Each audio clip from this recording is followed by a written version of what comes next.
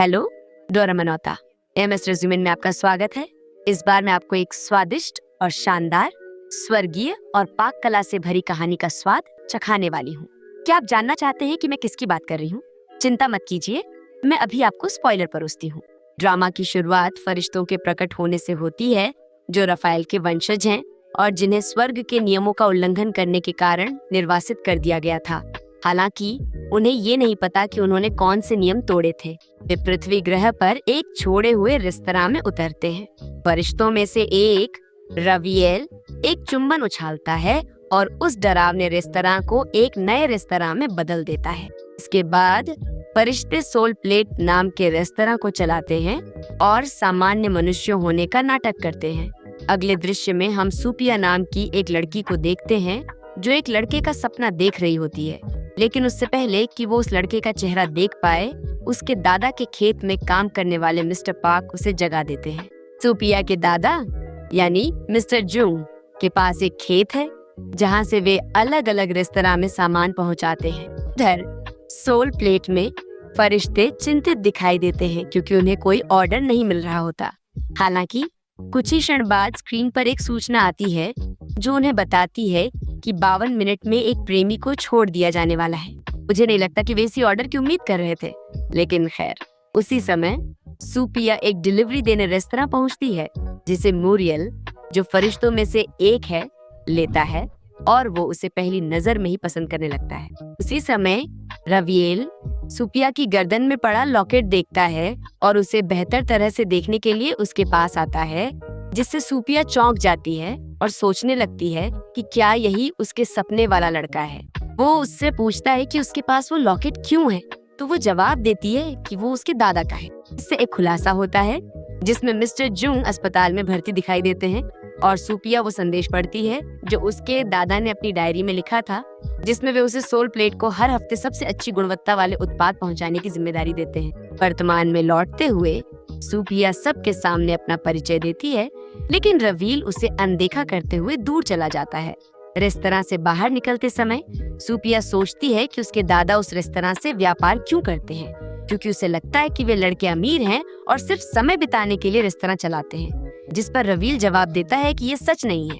ये उसे चौंका देता है क्योंकि वो अचानक प्रकट हो जाता है, जिससे वो अपनी बात वापस लेती है और सोचती है कि उसने उसके मन की बात कैसे पढ़ ली। बाद में जब सूपिया खेत की ओर लौटते हुए गाड़ी चला रही होती है, तब वो सामने से आती एक कार को देखती है जिससे उसकी टक्कर होने ही वाली होती है। खुशकिस्मती से रवील, जो वहीं पास में था, अपनी शक्ति का इस्तेमाल करके एक पोर्टल बना देता है जिससे दोनों गाड़ियां एक दूसरे के आर पार निकल जाती हैं, लेकिन टकराती नहीं हैं। इस घटना के बाद सूपिया और दूसरी कार में बैठा दंपति, जो अभी अभी हुआ, उससे उलझन में बाहर निकलते हैं। फिर वो दंपति सोल प्लेट पहुंचता है जहां एरियल, जो फरिश्तों में से एक है, उनसे उनका निमंत्रण मांगता है क्योंकि निमंत्रण के बिना कोई भी रेस्तरां में प्रवेश नहीं कर सकता। ये निमंत्रण लोगों को इसीलिए भेजे जाते हैं ताकि फरिश्ते अपना जादू इस्तेमाल करके उनकी जिंदगी में प्रेम और खुशी को फिर से जीवित कर सकें। वो दंपति शेफ की सिफारिश वाला व्यंजन मंगाता है और हम फरिश्तों को उसे परोसने से पहले थाली में जादू डालते हुए देखते हैं। जब वो दंपति उस व्यंजन को देखता है तो उन्हें उसमें कुछ खास नहीं दिखता, लेकिन उसे खाते ही उन्हें अतीत याद आ जाता है जब वो महिला अपने पति के लिए यही व्यंजन बनाया करती थी और दोनों एक खुशहाल पल साझा करते थे।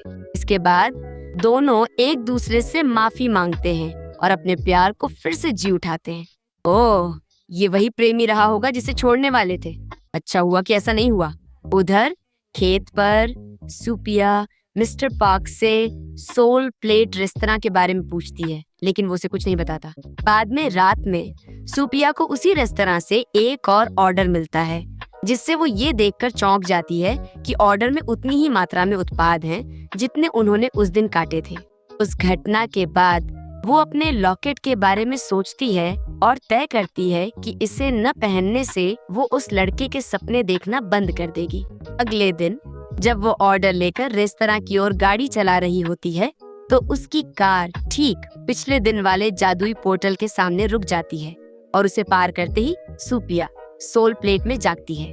फरिश्ते उसके लिए उसका पसंदीदा व्यंजन लाते हैं और वो म्यूरियल से पूछती है कि क्या उसने वो व्यंजन बनाया है, जिस पर वो उससे झूठ बोलते हुए कहता है कि हाँ। हालांकि झूठ बोलने के कारण उसके शरीर में खुजली होने लगती है। फिर रवियल सुपिया के पास आता है और उसे फिर से लॉकेट पहना देता है। अगले दृश्य में एक महिला रेस्तरां में दिखाई देती है जो अपनी अस्पताल में भर्ती माँ की देखभाल नहीं करना चाहती। वो रेस्तरां का सबसे अच्छा व्यंजन मंगाती है और फरिश्ते उसे बनाते हैं और उसे वही व्यंजन परोसते हैं जो उसकी माँ उसके लिए बनाया करती थी। ऐसे ही वो उसे खाती है। महिला को अतीत याद आ जाता है जब उसके बेटे के जन्म के दौरान उसकी माँ ने उसकी देखभाल की थी और उसे एक दृश्य दिखाई देता है जिसमें उसकी माँ ठीक उसके सामने बैठी होती है और उससे कहती है कि उसे अपनी जिंदगी में कभी रोना नहीं चाहिए और न ही दुखी होना चाहिए, जिस पर महिला एक बुरी बेटी होने के लिए माफी मांगती है और अपनी गलती समझ जाती है। ठीक उसी समय उसे अस्पताल से एक फोन कॉल आती है जिसमें उसे बताया जाता है कि उसकी माँ अभी अभी गुजर गई है। शुरुआत में महिला को इस पर विश्वास नहीं होता क्योंकि वो तो अभी उनसे बात कर रही थी, लेकिन जब वो मुड़कर अपनी माँ को देखती है तो वे वहाँ नहीं होती। वह पूरे रेस्तरां में उन्हें ढूंढती है, लेकिन फरिश्तों में से एक उसे बताता है कि वो पूरे समय अकेली ही थी। ये सुनकर महिला समझ जाती है कि वो उसकी माँ की आत्मा थी और वो दौड़ते हुए अस्पताल की ओर निकल जाती है। जैसे ही वो चली जाती है, मूरियल बचा हुआ खाना खाने का फैसला करता है, लेकिन रवियल उसे ये कहते हुए रोक देता है कि उसे खाना मना है क्योंकि वो एक खास व्यक्ति के लिए बनाया गया था। उस सब के बाद फरिश्ते अपने लिए एक व्यंजन तैयार करते हैं जिसे सबसे पहले रवियल चखता है। कुछ ही देर बाद सुपिया रेस्तरां पहुंचती है और उसे बताती है कि उसने उसके साथ वही सपना फिर देखा है और उसे लगता है कि वे पहले भी मिल चुके हैं। जवाब में रवियल उसके माथे को छूता है जिससे सुपिया बेहोश हो जाती है और अपनी कार में उलझन भरी हालत में दिखाई देती है। इस घटना के बाद एक बुजुर्ग व्यक्ति सोल प्लेट पहुंचता है और अपने मेहमान के लिए सबसे महंगा व्यंजन मंगाता है। उसी समय जो चांद नाम का एक युवक रेस्तरां में पहुंचता है। उसे देखकर वो बुजुर्ग अपनी कृतज्ञता व्यक्त करता है क्योंकि जो चांद ने उसकी बेटी की जान बचाने के लिए अपनी किडनी दान की थी, जिस पर जो चांद जवाब देता है कि उसने तो बस उसकी दयालुता का बदला चुकाया है। और ये सुनकर बुजुर्ग हैरान रह जाता है और जो चांद उसे अतीत का एक समय याद दिलाता है जब उसने अपनी बीमार माँ के लिए चिकन सूप का एक पैकेट चुरा लिया था और दुकान की मालकिन ने उसे पकड़ लिया था। उस समय उस बुजुर्ग ने सूप का पैकेट खरीदकर उसकी मदद की थी और इसी वजह से वो उसका आभारी है क्योंकि उसकी माँ की आखिरी इच्छा चिकन सूप खाना थी और उसे खाने के बाद उनका देहांत हो गया था। वो उसे ये भी बताता है कि वो जल्द ही अपना लाइसेंस परीक्षा देने वाला है और अगर वो पास हो गया तो डॉक्टर बन जाएगा। ये सब सुनकर बुजुर्ग बहुत प्रसन्न होता है और जो चांद उसे थोड़ा चिकन सूप खाने के लिए आमंत्रित करता है जिसे उसने अपनी माँ की मृत्यु के बाद से नहीं चखा था। बाद में फरिश्ते पृथ्वी पर अपने आखिरी पलों का जश्न मना रहे होते हैं क्योंकि वे जल्द ही स्वर्ग लौटने वाले थे। ऐसा करते समय रवियल सुपिया के सपने में दिखाई देता है। बाद में अगले दृश्य में हम सुजिन नाम की एक स्कूली लड़की को अपने पिता से मिलने के लिए एक कैफे में प्रवेश करते हुए देखते हैं। मेज पर पहुंचते ही उसे पता चलता है कि उसके पिता अपनी नई प्रेमिका को साथ लाए हैं, जो सुजिन से पूछती है कि क्या वो उसे अपनी नई माँ बनने देगी, जिस पर वो जवाब देती है कि नहीं। फिर उसके पिता की प्रेमिका उसे एक नाश्ता देती है लेकिन वो उसे ठुकरा देती है, जिससे वो नाश्ता जमीन पर गिर जाता है और इससे उसके पिता उससे नाराज हो जाते हैं और उसे मारते हैं। जो हुआ उससे निराश होकर सुजीन वहां से चली जाती है। उसके पिता अपनी प्रतिक्रिया पर पछताते हुए उसे फोन करने की कोशिश करते हैं लेकिन वो सुनती नहीं है। सड़क पर चलते हुए सुजिन सोल प्लेट के सामने रुक जाती है और एरियल से मिलती है, जो उससे पूछता है कि क्या उसके पास निमंत्रण कार्ड है, जिस पर वो जवाब देती है कि नहीं। लेकिन क्योंकि फरिश्ते जादू करने में आलसी नहीं है, वे उसके लिए उसका अपना निमंत्रण कार्ड बना देते हैं। वो उसे रेस्तरां में आने के लिए कहता है और बताता है कि वो जल्द ही उसका ऑर्डर ले आएगा। सुजीन हैरान रह जाती है क्योंकि उसने तो कुछ मंगाया ही नहीं था। थोड़ी देर बाद फरिश्ते उसे उसके पसंदीदा व्यंजन परोसते हैं, जिनका स्वाद बिल्कुल वैसा होता है जैसा उसकी माँ उसके लिए बनाया करती थी। इसलिए वो म्यूरियल से पूछती है कि क्या उसने उन्हें बनाया है, जिस पर वो जवाब देता है कि उन्हें एक खास शेफ ने बनाया है। उसी समय उसके पिता की प्रेमिका उसे एक और पसंदीदा व्यंजन परोसती है और मूरियल उससे कहता है कि वही खास शेफ है।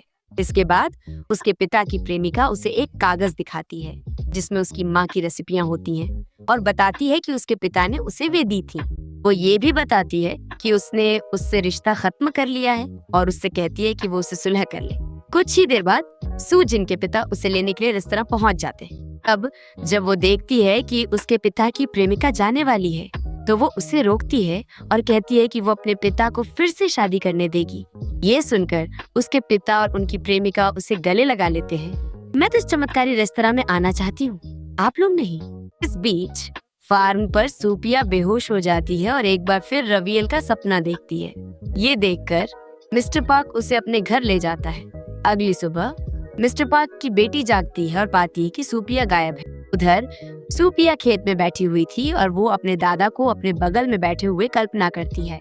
मिस्टर जुंग उसे बताते हैं कि सूपिया उन फरिश्तों से संबंधित है जिन्हें स्वर्ग से निर्वासित किया गया है और जो मनुष्यों के रूप में पृथ्वी पर आते हैं और इसी कारण वो भी उनकी तरह महसूस कर सकती है। और वो ये भी बताते हैं कि वो एक इंसानी स्त्री से प्रेम करने से पहले एक फरिश्ता थे और वो स्त्री सूपिया की दादी थी और उनके लिए ही उन्होंने पृथ्वी पर रहने का फैसला किया।